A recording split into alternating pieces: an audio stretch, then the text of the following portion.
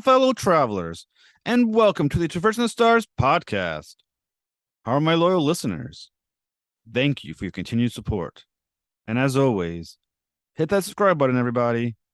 An amazing show for you all because aboard the mothership is Gavin Hignight. You know him as the writer of Teenage Mutant Ninja Turtles and Transformers: The War for Cybertron. He's now the writer and creator of The Concrete World.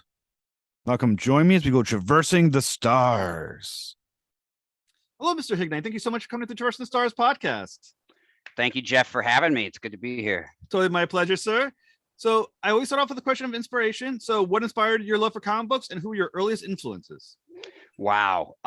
So I grew up in the suburbs of Denver, and in our mall, the Westminster Mall, we had a comic book store, and I was probably around 11, 12 when I discovered that world. I had a brother who's 4 years older than me, and him and his friends were like the gateway. So through them, I was, discovering like late 80s X-Men, but what hooked me, what got me, and I felt like was my comics was the Vertigo stuff of the late 80s. I felt like it was the kind of secret, art house comic books that, weren't comic books. And I have really fond memories of just being in that comic store and looking through stuff like Vertigo or Judge Dredd or, and Marvel and stuff. Like my favorite back in the day was Silver Surfer. I read, all the Silver Surfer stuff. And so, yeah, like many people, I think that my neighborhood comic book store kind of, was the gateway. So are we talking Sandman, Hellblazer? Yeah, and then stuff like Black Orchid and Death High Cost of Living was just like my favorite book ever, and I was completely in love with her, and I still am. The Sandman universe as a whole was just, like for so many people, it's like scripture, right? Like that's just, but I also, thanks to my brother, was exposed to anime pretty early on and manga. So I got to pull inspiration and look at, we would look at books that weren't even translated, before manga was really getting even, you could get like translations, and Tokyo Pop came in and really kind of changed the American market. But yeah, I always try to think like, what are my favorite books? And I think about stuff like, God, there's a indie, it's not even Vertigo, it's a DC book called Tell Me Dark. I don't know that one. Oh man, it's just beautiful painted. It's like a short story about this guy who's, in love with the, it's a noir, and this woman brings him down, good and evil. And so I think those kind of books always kind of really inspired me. There are superhero books I love. Also non-superhero stuff. When Walking Dead hit, it blew my mind because I was already a big Romero fan. I love zombie stuff, and I was an avid reader of Walking Dead till that famous issue 100, and then I couldn't take anymore. Yeah, I think I made it to 112, maybe. I hung in there as long as I could, but then I was like, at some point, I was like, okay, I couldn't do it. Well, I think we all started suffering in the real world more and more, and it was like, if I want to suffer, I'll just look around my neighborhood. Like I don't need to suffer with these characters, and I think every now and then you want somebody to have a win. Yeah, and those poor, guys and gals in that book were never getting a win. right. But yeah, and I definitely gotta give a shout out to like the Sandman. I love the Sandman. It's the only comic book I buy the absolute versions of, and it's beautiful to read. And I bought Lucifer from Mike Carey from the same off the Sandman thing. Yeah, it is wonderful. What do you think about the Netflix series coming out? I don't know. I don't know. I think out of just some jealousy, I've not paid attention to it because I'm have the pleasure of working in animated television, and I'm a big fan of all kinds of genre TV, and I think for the last 20 years I kind of in the back of my head fantasized about what I would do if I could bring this to live action, and now at least Neil Gaiman's involved, but yeah. I've not paid a lot of attention to it. I think when it hits, I'll just watch it and then I'll decide. But Yeah, what do you think?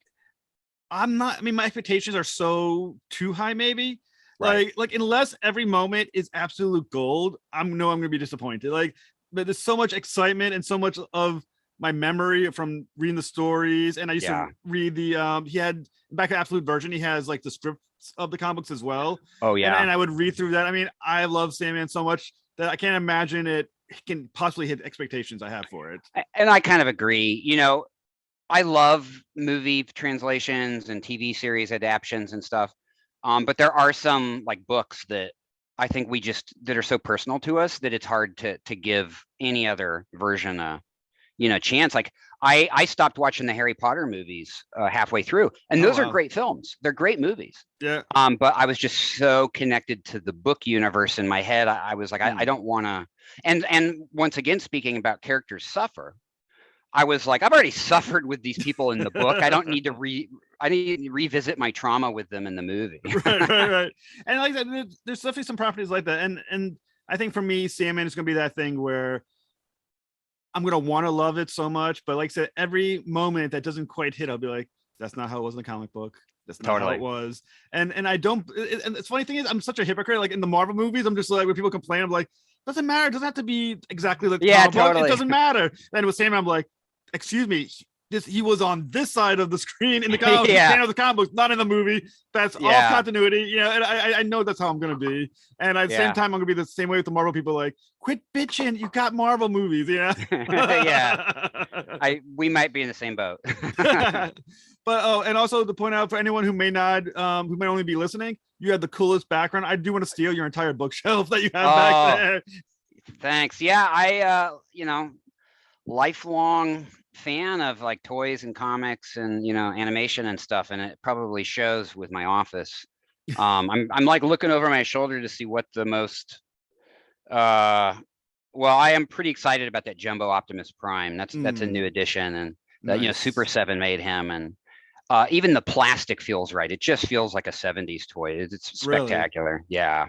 Did you have the original Transformer toys? Okay. Here we go. Confession. I was more of a GoBots kid. I had a lot of GoBots. Really? And it really comes down to one. Yeah, I was the one.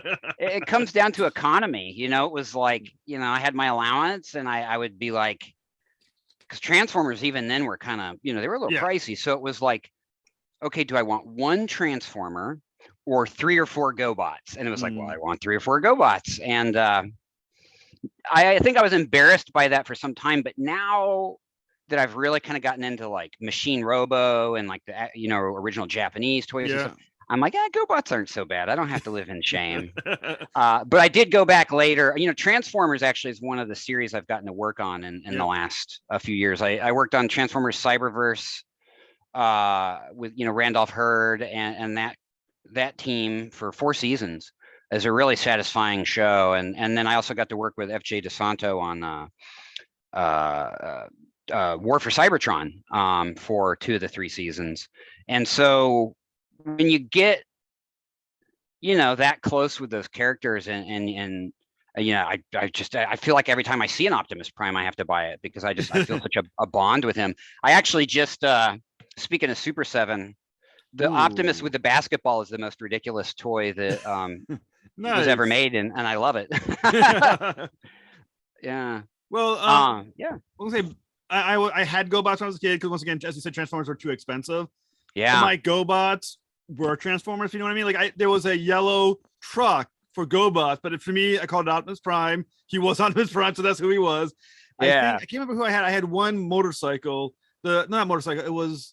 I can't remember which toy it was, but that was my Megatron. Cause I didn't have the gun, but I was like, he looks like that's the leader of the bad guys. That's Megatron.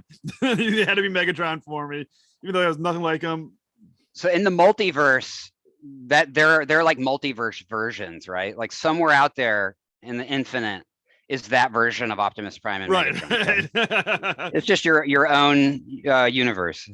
But that's sometimes how you have to do. I mean, because like I said, even today, buying the old school Transformers is hundreds of dollars. I mean, you can't afford the original Optimus Prime if you didn't have it as a kid. I mean, now it's $100, $200, maybe. Even reissues that are like the same toy, but like made like as an anniversary edition or something. If you don't get them when they hit, forget about it, because even those like rocket up.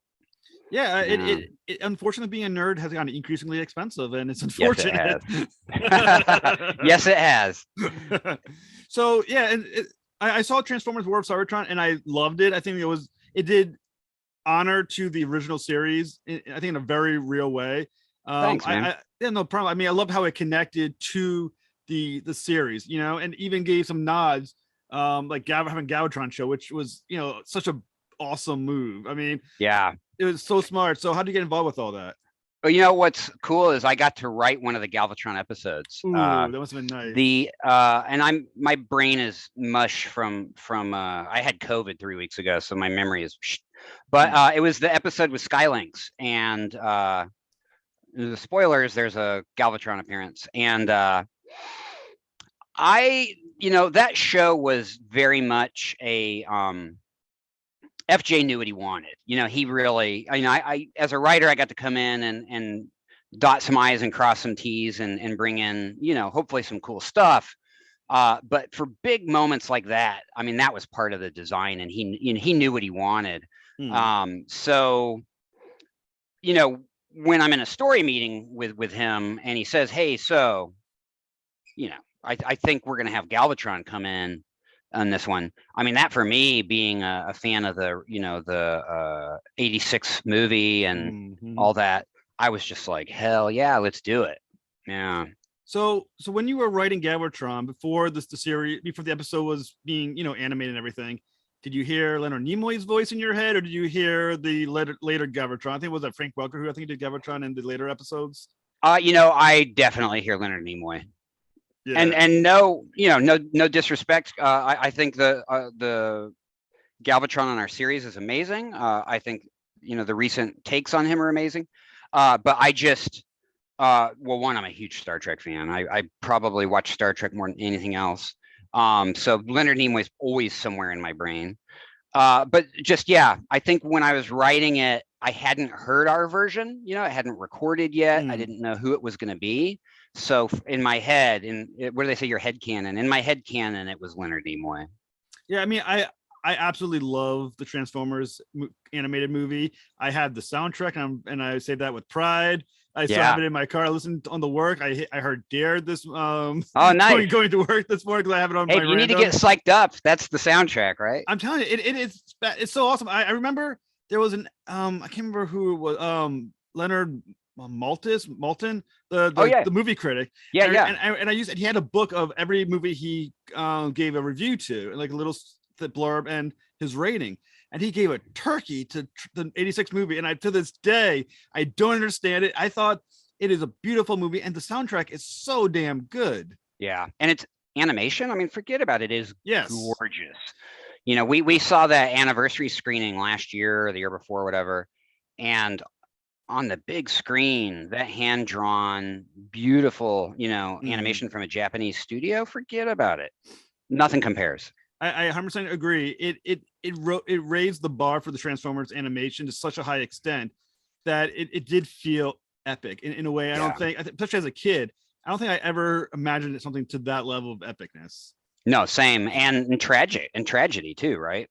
Oh, the death of Optimus Prime haunts me still. Yeah, still. I know. I still, on Cyberverse, I don't want to give anything away, but we were very conscious of Optimus's demise in G1 when we plotted his course for Cyberverse. We took a different turn. But yeah, what an impactful. And I actually really liked that it was like a fourth season that hit after the movie with Rodimus, and it was very like cosmic, and they were dealing with other like cultures and space. I actually really liked that era. It was I don't know, some of those episodes were really cool. I once again, being a massive nerd, I argue on Facebook and these groups, and they're talking about how much they don't like Rodimus Prime and all that.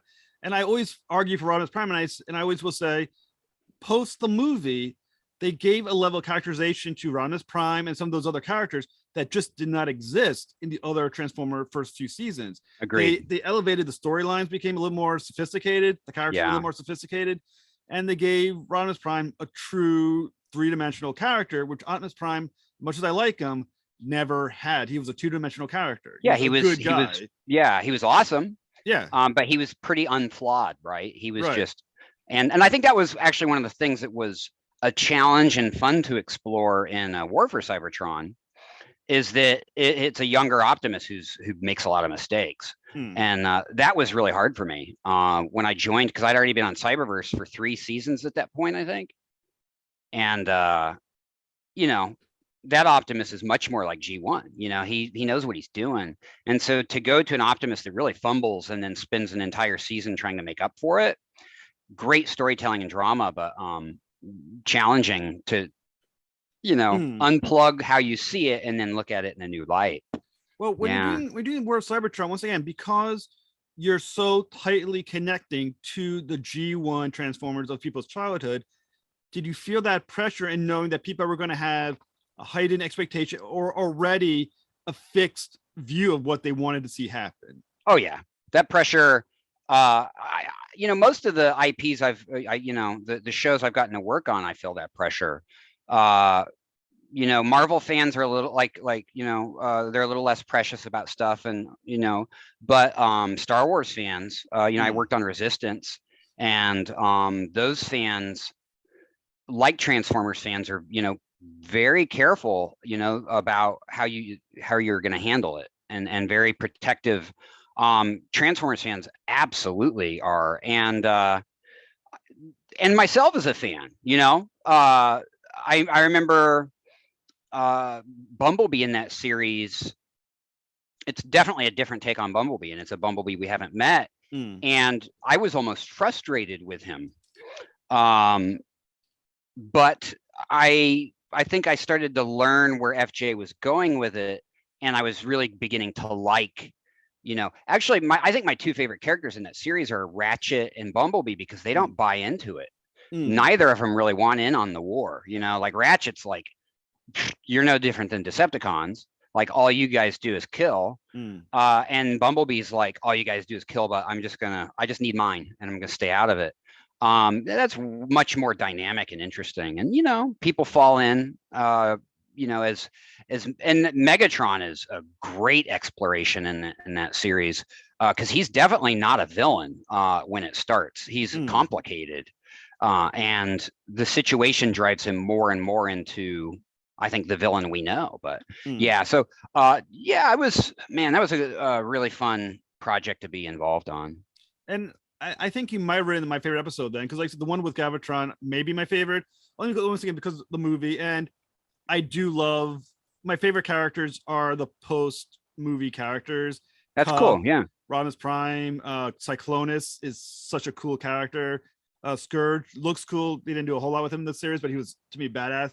Yeah. So when you're thinking about someone like Galvatron, once again, a very complicated character, because in the movie, there's a different Galvatron in the movie that then existed later on after the movie, you know, in the other seasons, because once again, they had a more erratic, more unstable. The movie has a more like strict, a villain. It's very calculated. Yeah. Right. So what part did you want to draw? Did you want to draw from both when you're creating it for that episode? Was there one version you were like, I kind of really want to focus on the movie version, the unraveled version is a little harder?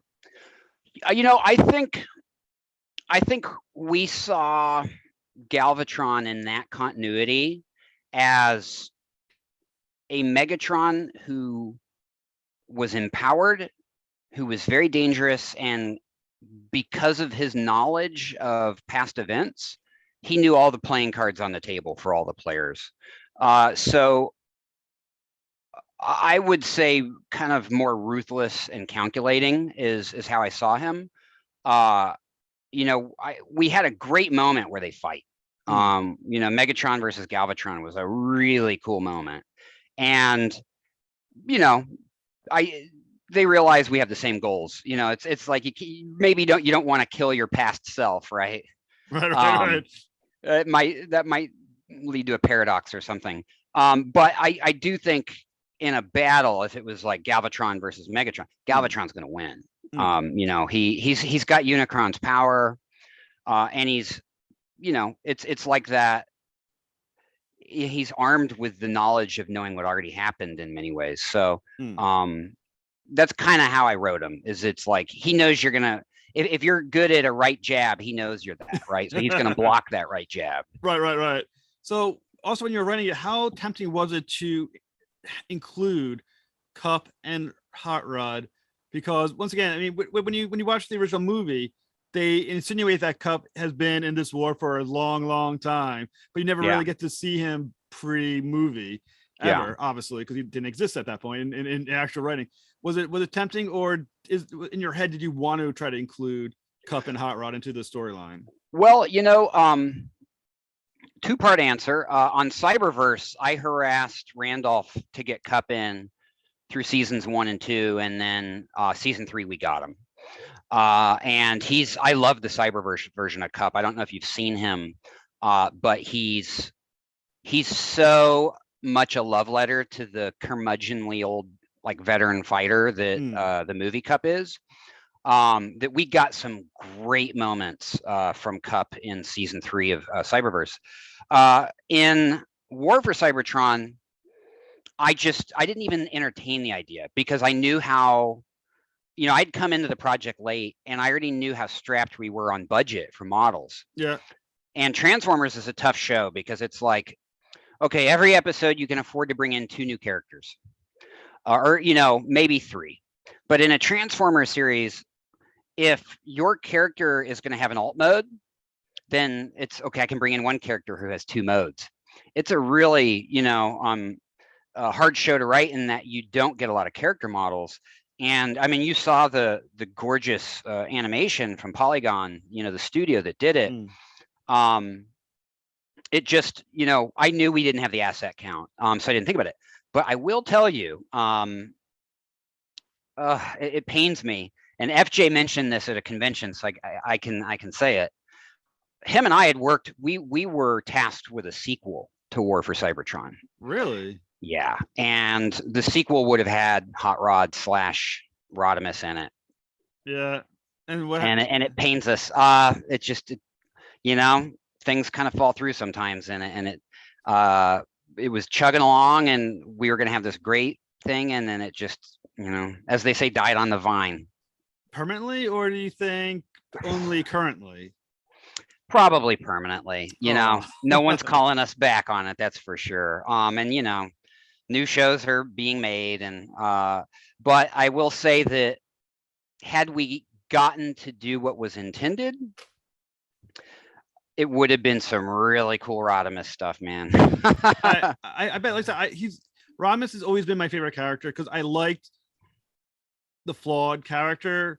I like the sense that I think maybe growing up, I like the idea that here's a character who had Optimus Prime ahead of him. He knew this perfect view of this individual that he had to live up to, and he knew he couldn't ever do it. And then, the doubts and the lack of confidence, I thought to myself, him I could connect to. I get that. I get the idea of saying, I want to be like him, but I can't. And that must, and that sucks. And I get that. I think I kind of almost viewed that like almost every kid who, like your parents, you got to live up, it's like, one of those things.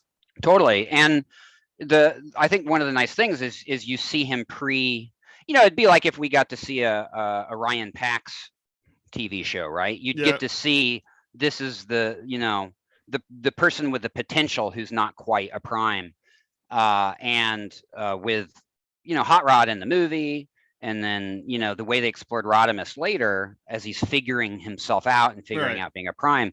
Those themes are all things that we were going to stick to had we the opportunity to do that sequel. Now, were you going to, if you could kind of follow, because like I said, the War of Cybertron did follow a G1 kind of continuity a bit.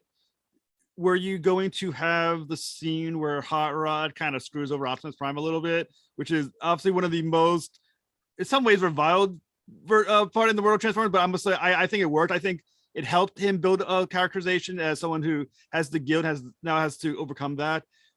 Would you have left that in, or would you have cut that out and wanted to avoid the strife?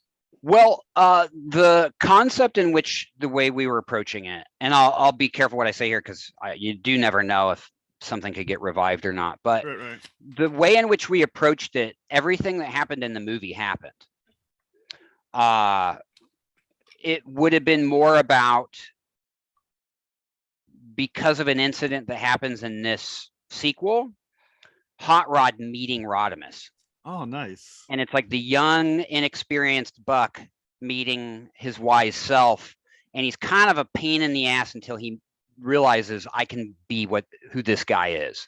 So in a way, what we were kind of going for is, in a timey-wimey Doctor Who kind of way, you don't know what your potential is, and then you literally see it, you meet it, and that helps steer the course a little bit. Yeah, I mean, that sounds awesome. Damn it! I know. I know. Damn it! Well, I mean, you're also a comic book writer. Is it possible it could exist in a comic book version? Oh, sometime in the future. I would think that would be a great way to explore it.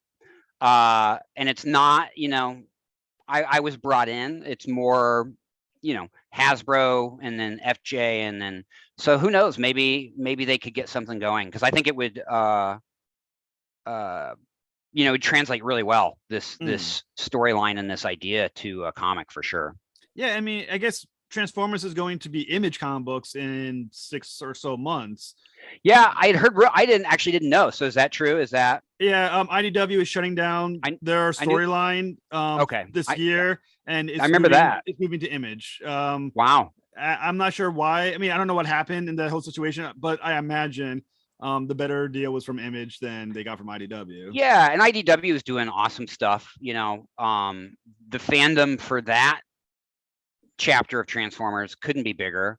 But deals, different deals happen, and it also could really, be a new fresh take. I could see, a new era.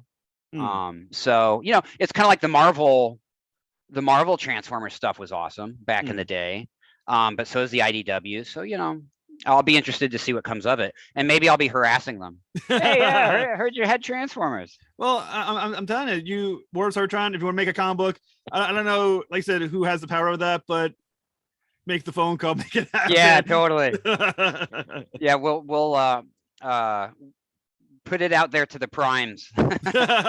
Yeah, power of the Matrix. I mean, as someone who is steeped in Transformers as a writer, there's so many different franchises that have existed for a long time. I mean, G.I. Joe, there's been, for girls, Barbie, Star Wars, Star Trek, all that stuff.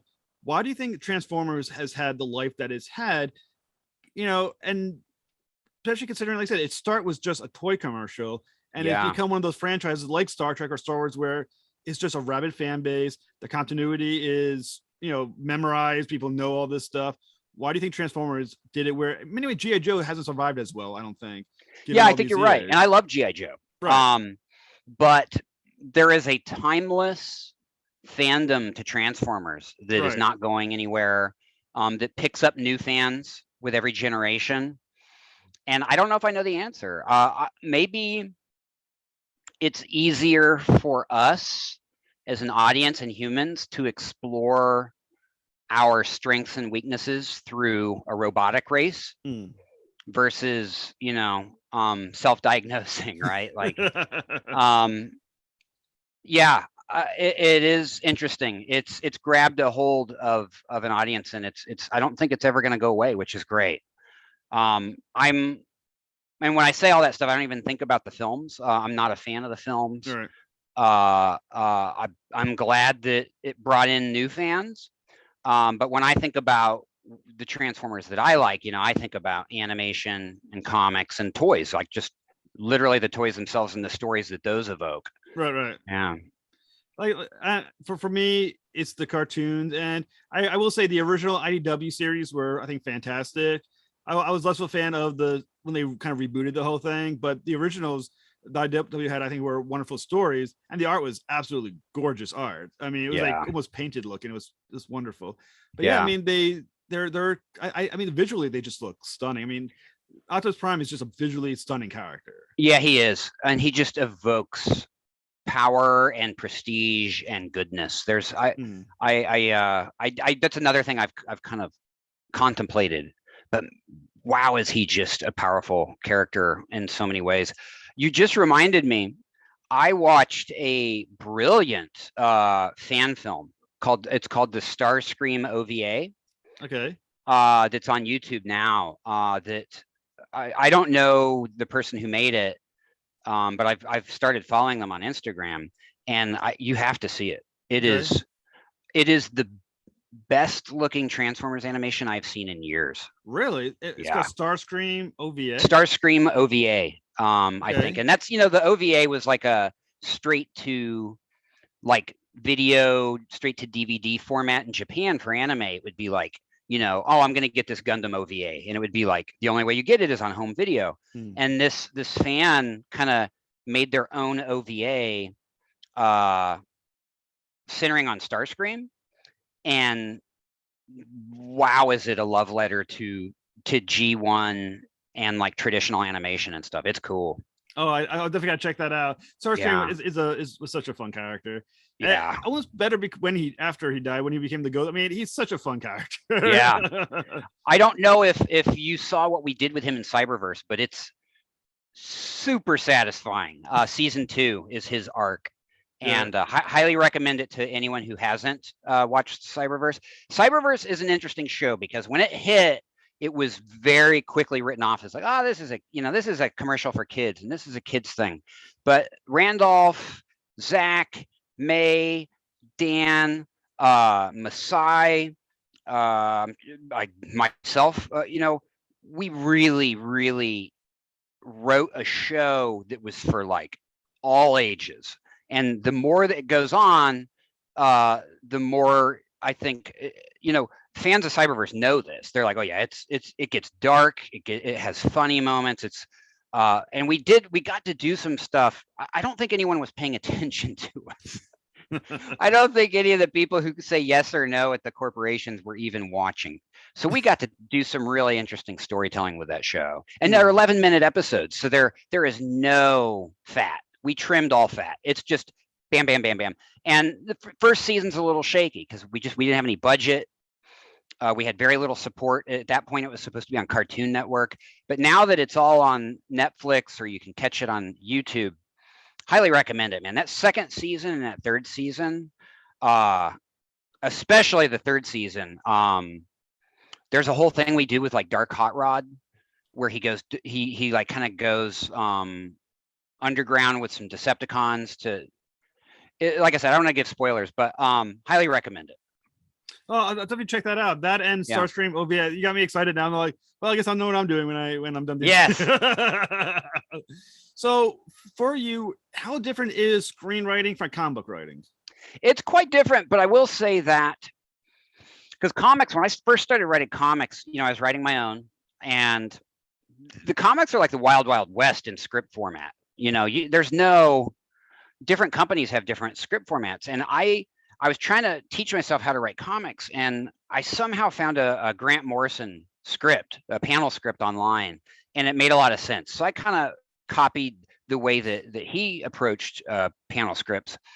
And I will say that writing comics or approaching to writing comics was one of the smartest things I could have done for my writing career in general, and especially my TV and my animation career, because you have no room for like bullshit dialogue. You just don't. Like a comic makes you be very honest with what you have to say because there's you only fit so much in a little bubble, right? Right. You have to be so precise. It's an art form that if done right forces you to be very precise with your language and your intent. And I was probably one of those people before who would write like 1-page monologues for my characters in a script. And after working on comics, I was like, no, short and sweet, always short and sweet. And that's culturally what we want, like especially after like Twitter and TikTok videos. People don't have any patience for soliloquy. So I think comics made me a much better writer just in general. I agree 100%. I do indie comic books as well. And I remember when I first started writing indie comics, they were some long ass captions, long captions, long monologues. And I remember like one of my editors was like, nope, you got to cut it. It's like, cut what? Bullshit. It's exactly how it's supposed to be written. It's like, look at that on a panel. That's how you're covering half the panel. It's like, and then you do get a little smarter. And I must admit, condensing these long things to shorter versions do often come out just better. They're succinct, a little more powerful. There's more of an edge to them usually. And totally. It's a interesting way of thinking, condensed to the point, Yeah, totally. And, by process, all the shows we know and love go through that, through editing, like, and I don't mean video editing. I mean, a story editor giving you notes and an exec, at the network giving you notes. And so the dialogue we hear in the shows we like is refined to that level. We just don't see the process. We see the end product.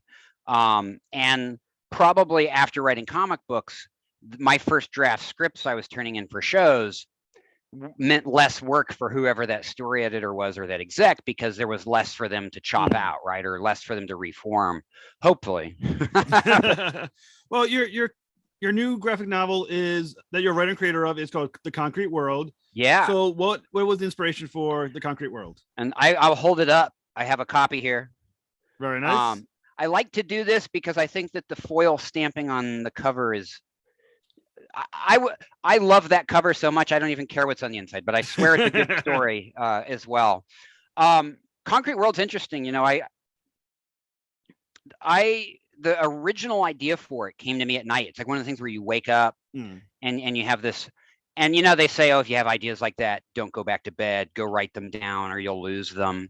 And it was one of those nights where I literally got out of bed and I feverishly wrote like 3 pages of notes. And this was like around 98.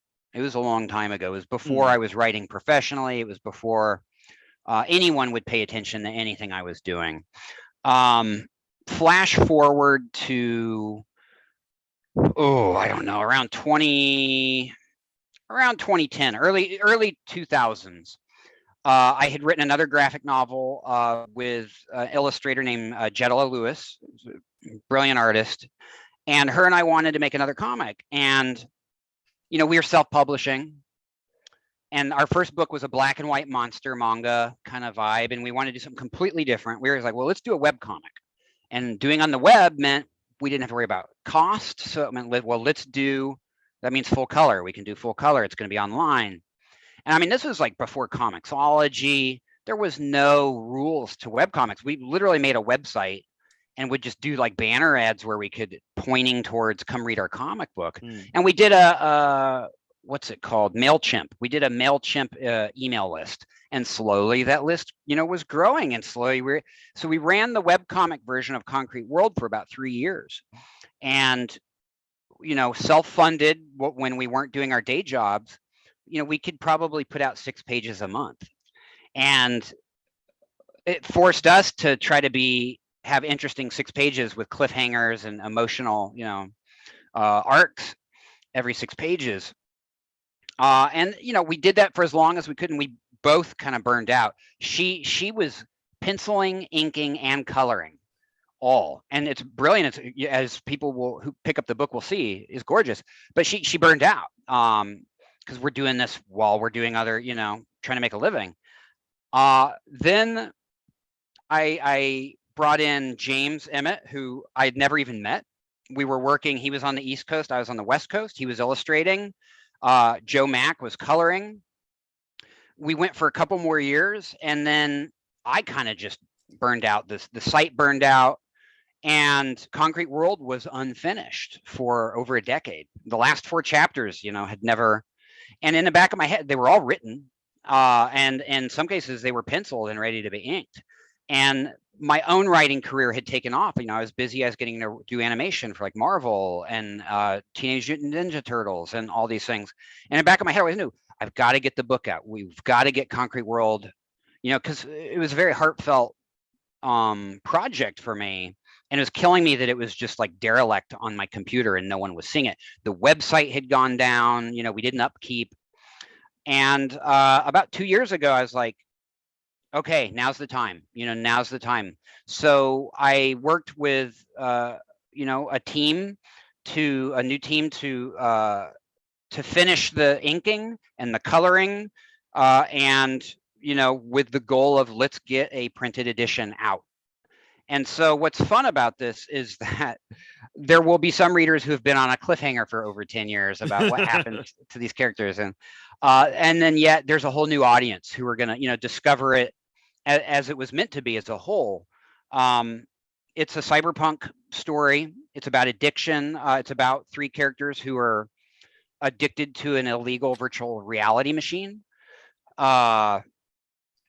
It's in a slightly authoritarian dystopian future, which in the early 2000s seemed like science fiction, and now it's uncanny, some of the things in the book that are real. All of our wide shots, for instance, everyone in the city, it's so creepy. When they go out, everyone has to wear masks. Right. And so when people now see it, they're like, oh yeah. You what is there, like a plague? Is it like COVID or something? In the book, it's because the air quality is so poor that, Right. Everyone in society is wearing filter masks because it's so toxic outside. But it's just interesting to me, these weird, parallels that we're at. One of my favorite sci-fi gimmicks in the book is that the riot police are using strobe cannons on a crowd to shut them down. It's like a riot, and they fire all these strobes, and people are like having seizures. And like, since that was written, there is a technology now that does that with sound. It's not a light cannon, it's a sound cannon that suppresses crowds. So it's interesting, some of the stuff we were daydreaming to be afraid of that is coming true. Well, what's interesting about Concrete World is that it centers around, at least a part of it centers around a virtual reality program called Black Ivory. So what is the allure to virtual reality? And is it because the world is so shitty in the comic book and in real life that virtual reality has that appeal? That's 100% it. Is that we have these characters that, it's a future where, there's either haves or have nots. And, these are pretty normal people, but life is hard for them. They're all crammed in one little apartment. They're, in this case, because the technology they're addicted to using is illegal, they're committing crimes to keep up their virtual reality habit. But I think that's it, it's, if we don't do something to make the world we live in better, more and more people are just going to retreat into a virtual world. And we're already on that path, I think. Oh yeah, we don't need to fix the the climate crisis. I'm busy playing this game. Right. Like Ready Player One a little bit, where the world is going to shit, but they have the perfect world that they can enter. Totally. Yeah. That is one of the themes that's explored in Concrete World. Concrete World, there are different programs that they're using, and they're not online. One of the things that's interesting about the technology in this is that it's like private users.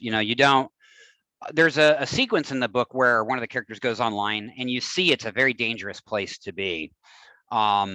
So they're all on these like private servers. Like your virtual reality deck is its own, kind of like the grid in Tron, like the way that was kind of envisioned. It's not a virtual like internet world. It's a private world on a server. And these programs the characters are addicted to are like that. And yeah, they get wind of something called Black Ivory, which is like, it's like a legend. It's like, I can't believe, is this thing real? Like, we have to, in the book they call, using it, they call it soaking in. And they're like, we have to soak in on Black Ivory. Like, we have to buy it. Who has it? So that kind of gives almost like a quest for these virtual reality junkies. Like, they have to get this program. And like all good science fiction, maybe what you want isn't, maybe you don't want what you want. So I'll leave it at that. Well, I think one of the interesting characters is Paulie. What you have with Paulie is someone who is seemingly this kind-hearted person. Without getting, this happens at the end, so I don't think it's too much spoiler. Even during one of the robberies that they do, he's trying to make a kid feel better about things, so he doesn't get freaked out by the whole thing. Yeah. So he's so to be this kind-hearted, empathetic individual, but at the same time, he's participating in some horrible shit, which is these sprees. What is that? I mean, how does someone like him reconcile what he's doing to what he apparently wants to be like? Yeah, thank you for that, because that's a very, insightful question on the character and on the material. And I always knew it was noir. I always knew it was, no one is truly bad, or no one is. There's, it's not cartoony. Like these are complex characters. They do things that you like and you can relate to, and they do things that you get mad at them for. They're flawed, and especially, addiction causes you to do things that you wouldn't normally do. You could be a very good empathetic person, and the grip of addiction to something can drive you to do things you morally wouldn't normally do, and you will probably regret. And I think for me, there's Felix, Polly, and Sarah are the three main characters.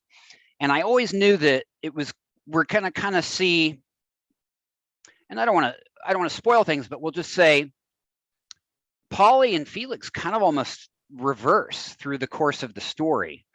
Polly does start out very kind-hearted and very innocent and altruistic and sweet, and what they go through kind of makes him descend. Whereas what they go through, Felix, who's a little rough and a little tough and more self-preservation, they kind of switch. Their paths kind of one goes down and one goes up, and you don't expect. It's not who you expect. And in the middle of that is Sarah, who's kind of a wild card, and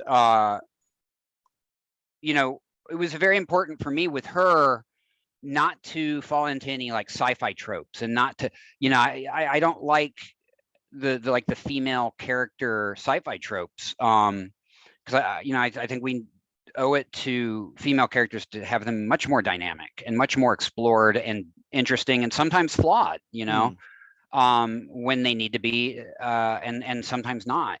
And so Sarah is a very tragic character for that reason, because she is a very powerful individual, but her addiction to this, the dream tech virtual reality in this world, it's literally a hardwire that shoots into the back of your brain, and it deceives your brain into thinking you're in this environment. There's like two different types of virtual reality. There's the kind you put your goggles on and you're feeling around and hoping not to bump into the furniture. And then the dream tech in this comic, you're a zombie. You're in, like, that thing shoots into your brain and you're in the virtual environment to get out. And there are lots of bad side effects to that are explored in the book. And Sarah's a victim of those side effects. Well, I think one interesting character moment for Sarah is with the dream tech, is that her dream tech, and what she said is, I guess, is either her addiction or her preferred dream tech program is of the one of flying. Yeah. Now that, once again, I imagine not only is it visually interesting, but you're giving the audience a character insight into her by looking at what she wants to be when she's not living her life, which, without giving anything away, is probably not preferred. Yeah. So what are you suggesting about her that this flight is the preferred dream? Yeah, it's interesting, right? She literally just wants to be free, I think. Free of what she has to do to make a living, free of having to be a user. All three of these characters are users, whether it be using a narcotic, using technology like dream tech, or using people to get what they need, or using each other. I think that's one of the fun things about their dynamic is they're friends because they have a common interest, which is, I want to use this machine. They're not necessarily friends out of a friendly loyalty. And yeah, I think deep down in her heart, she wants out of that. She wants out of that cycle. She wants out of her place in this world. And yeah, so I think, that's what flight is, right? Flight is freedom. So yeah. And I think one interesting line that Felix warns Polly to be careful of Sarah because she's a user. And I'm wondering, is he also kind of talking about himself as well? Because he is very much a user. And does Felix recognize that he's a user and he's kind of speaking for himself as well? or does he not kind of, not quite see that he's doing the same shit? Yeah, I would say at that point in the story, he's not self-aware enough to, because that's totally it, right? And we've all had friends like that too, who are like, "Oh, you better watch out for so and so," Right. and they're kind of guilty of the same. And I think Felix Felix is savvy. He's the street smart of the two, and he very much guards himself. He keeps himself from being emotionally exposed, and he sees Polly just falling all over the place for Sarah. And I think that when he does warn Polly, it is out of a good intention, which is, she's going to break your heart, man.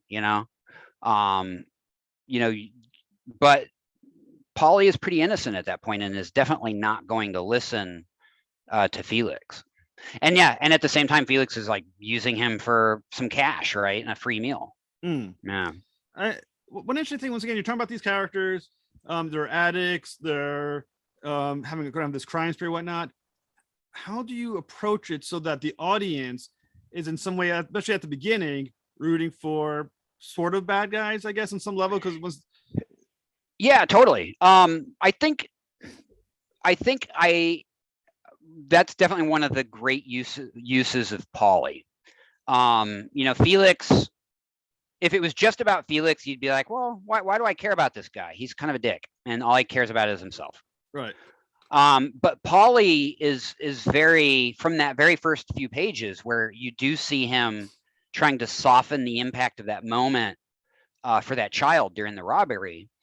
You're like, okay, you know what? I don't know what's going on with these guys, but he seems all right. He seems okay. And I think as Polly descends and gets crazier and crazier, Felix starts making choices that are a little, not as self-involved. And so maybe they kind of trade doing that. But I do think, and I'm still learning this too, I'm no expert, but I do think that if we're honest with ourselves about our characters when we're writing them, and we're honest about them having dimensions, we can get into a story where someone's not, and I think film noir and noir stories are great for that, because you're often watching someone who's just spiraling down because they made a bad choice, or like Road to Perdition is such a great movie and great graphic novel. And should we care about this guy who kills people for the mob? Probably not. We shouldn't humanize him. But when you see him on the road with his boy who doesn't know what he does for a living and sees him through the eyes of just, he's my hero, he's my father, it just, it reminds us that, nothing's black and white, and I guess my favorite stories explore that. So the Concrete World is, if I remember correctly, 256-page graphic novel. Yeah. Being that you wrote as a graphic novel versus the other way comic books come out, as single issues, what did it allow you to do as a graphic novel that maybe may not have been as effective as a regular issue per issue series? Yeah, well, I'll flip that to say that, because we ran for at least 3 years as a 6-page per month webcomic at first, it, instead of talking about as a instead of saying as a graphic novel, it's almost like, because it was constructed as these 6-page mini, almost like comic strips, right?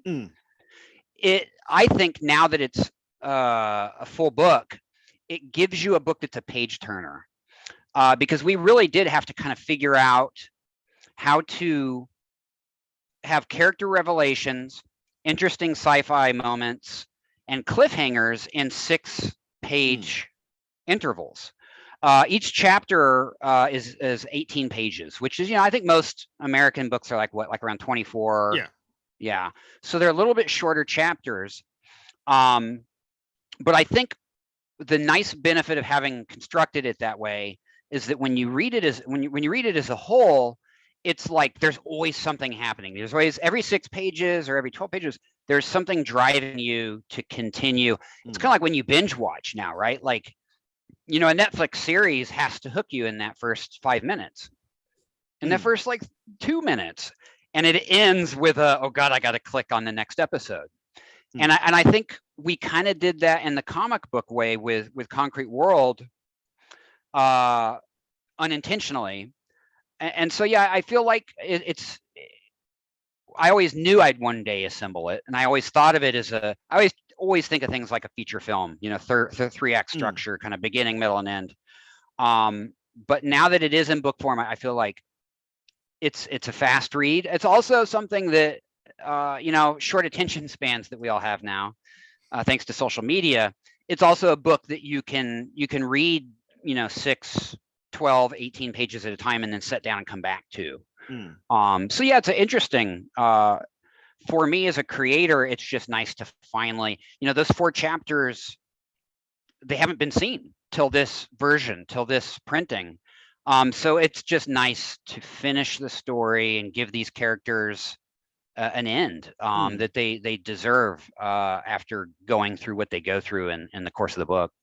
So where can our listeners find the Concrete World? So it's been on, you know, Diamond has been doing orders for your neighborhood comic book store for the last, I think, 3 weeks, month. I'd say the best, there's 2 great ways to get the book, which is, you know, ask your local comic book shop, you know, can you order Concrete World from Diamond? You know, can I special order one? Or it's up on Amazon. As of August 31st, they will ship. Amazon's already doing pre-orders on it.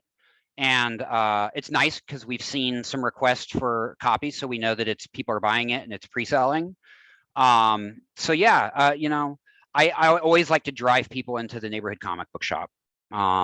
It's a community and an institution I believe in. But for me as a creator, it's really nice that, you know, with 2 clicks on Amazon, this book will arrive at your doorstep. So yeah, just Concrete World or The Concrete World. And if that for some reason doesn't pop it up, just throw in the name Gavin with Concrete World. And yeah.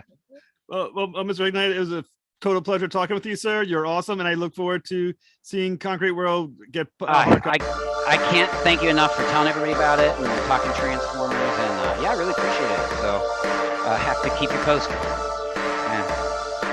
Thank you, sir. Bye, everyone. Thank you.